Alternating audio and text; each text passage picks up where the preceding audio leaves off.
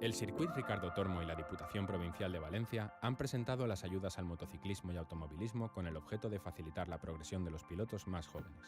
En la presentación, en la que han participado la mayor parte de los pilotos que recibirán una de estas ayudas en la temporada 2017, la delegada de Juventud, Deporte e Igualdad de la Diputación de Valencia ha destacado la importancia de estas ayudas para fomentar nuevos talentos y ha felicitado a los jóvenes por el trabajo que están realizando en la Fórmula de Campeones de karting y la Cuna de Campeones de motos. Al igual que el año pasado, continuamos este año con la ayuda a la Cuna de Campeones, a la Escuela de Motociclismo. Este año incrementamos las ayudas un pelín más, llegamos a los 374.000 euros, 37 chicos y chicas, y además la familia crece y le incorporamos también las ayudas a la Escuela de Automovilismo, con unas ayudas de alrededor de los 200.000 euros, donde vamos a apoyar también a 14 chicos y chicas pues a hacer realidad sus sueños, ¿no? En un deporte excesivamente caro para que a veces tanto chicas como chicas puedan dedicarse a él.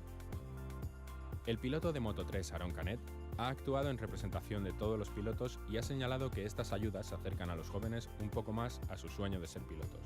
Pues para nosotros supone una gran ayuda, ya que tenemos que comprarnos nosotros mismos las motos para entrenar, pagarnos nuestros entrenamientos personales, pero yo realmente agradezco esto más para la gente joven, para los pequeños que corren la Cuna de Campeones Blancaja, ya que son los que en un futuro van a llegar al Mundial, los que van a darnos guerra a los que estamos ahora en el Campeonato del Mundo, y yo creo que si cuando tuviese 8 años me hubiesen ayudado a mí,